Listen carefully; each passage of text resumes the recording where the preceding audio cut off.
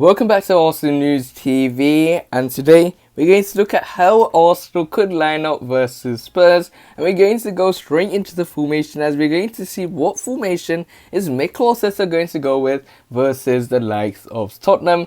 And we've seen that Mikel Arteta has been making tweaks to his formation. He has been putting a 4-3-3 at certain moments, he's gone with a 4-2-3-1 at certain moments, and he's also gone with a 3-4-3 at certain moments as well. So this is an interesting part in terms of how Mikel Arteta will line up Arsenal, because this is a big game, it's a North London derby, and how will Arsenal come out? I think this will be a very interesting game depending on how they will go, because in terms of Arsenal, we know that they do seem to fail when it comes to the tactical battle at certain moments in time. Under Mikel Arteta, the 4-3-3 formation was something that worked, that he's trying to implement, but it's something that we hasn't been doing to a big level. But in terms of the 3-4-3 formation, that is something that really made him a manager that Arsenal were able to stick with after what he did in the FA Cup, where we were playing with that back three, having a lot of players in that team, and making sure that we have a good capability of making sure we get an important victory. But in terms of this formation, I think we're going to go with a 4-2-3-1 formation,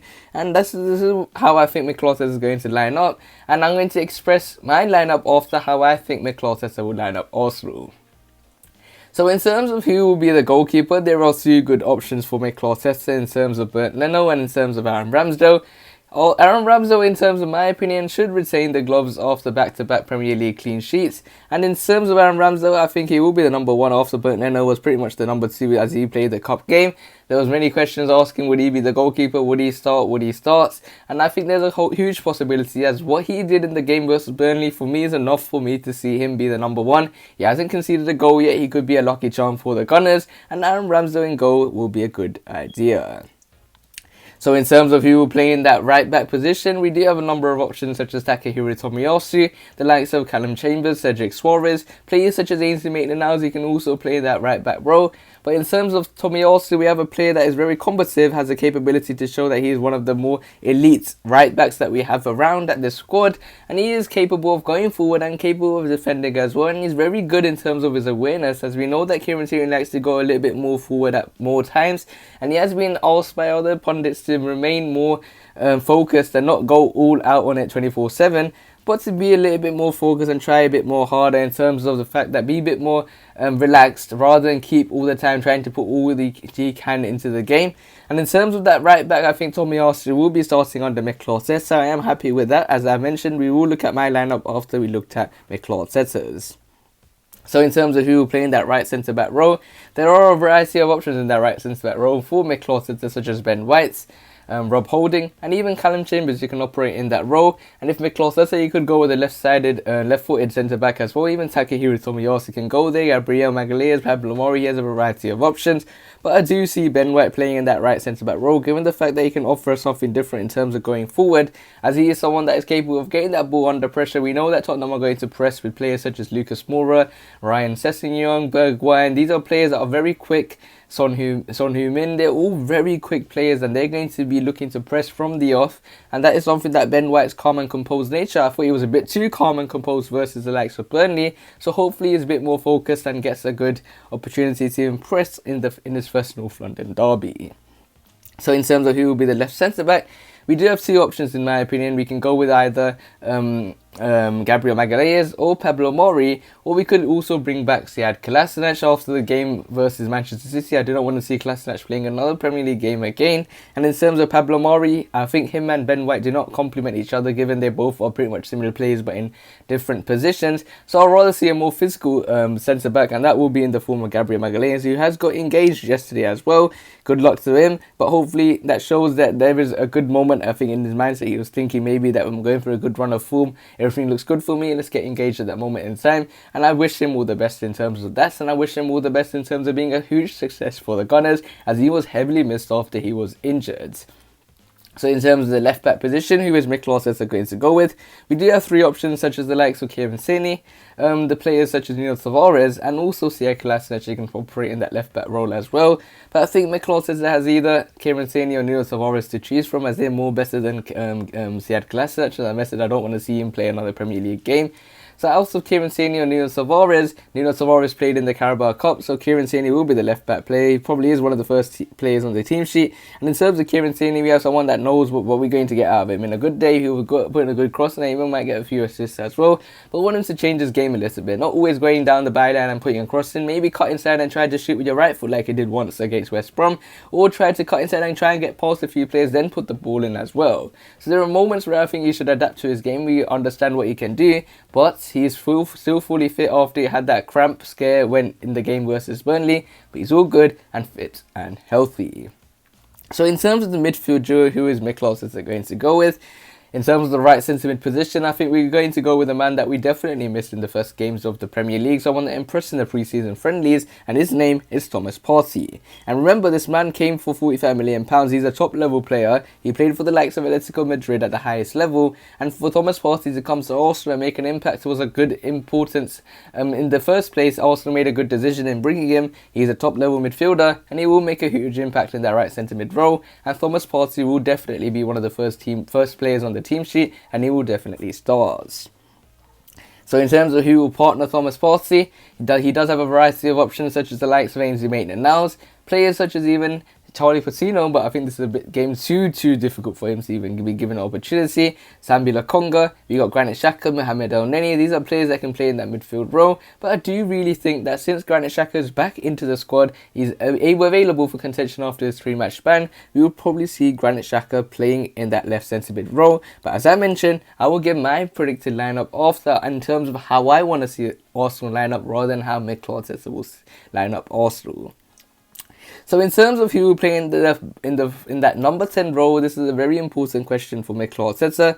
He does have a variety of options. We do have the likes of Martin Odegaard, and we got Emil Smith-Rowe. We can also put in players such as Bukayo Saka, who's played in that number 10 role. Lacazette has also dropped deep to play in that number 10 role as well. But I think we're going to go with Martin Odegaard because he looks like more of the player that Mikel Arteta believes in, and I think there's a high possibility that we will see Martin Odegaard play in that number 10 role. That's why we were brought in for £34 million in the first place, and he probably will be starting in that number 10 role under Mikel Arteta. So in terms of who the right winger will be, Arteta does have a variety of options such as the likes of Nicola Pepe, Bukayo Saka. We can even put players such as Odegaard who can play in that right winger role. He does have a good number of options to play in that right winger role, but I think in terms of Mikel Arteta, we're either going to see Bukayo Saka or we're either going to see Nicola Pepe. But I think we're going to see Bukayo Saka start in that right winger role, and it's going to be a shame for the likes of Nicola Pepe to get an opportunity to even feature in that right winger role and may not even start at all under Mikel Arteta. As in terms of the left winger, we could go with Nicola Pepe, but we can also go with Emil Smith-Rowe. We can go with Pierre-Emerick Aubameyang. And in terms of my opinion, I think we will see Emil Smith-Rowe in that number 10 and in that left winger role. That's something that is more suited because he's got the capability to drift with the ball, capability to run with the ball, and he will probably be playing in that left winger role.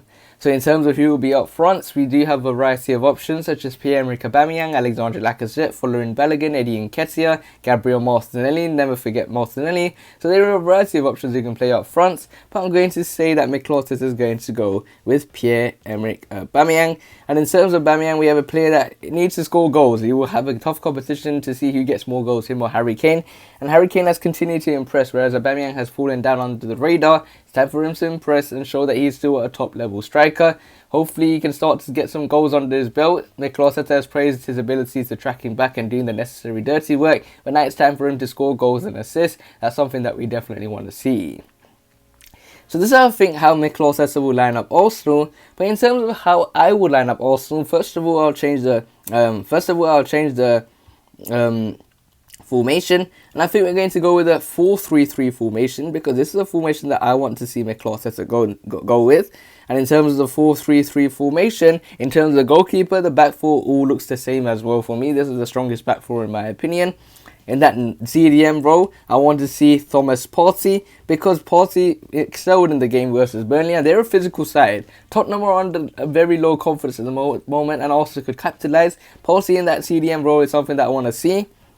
In terms of the right centre mid, in that number 8, more advanced role, I want to see Odegaard initially play in that number 8 role.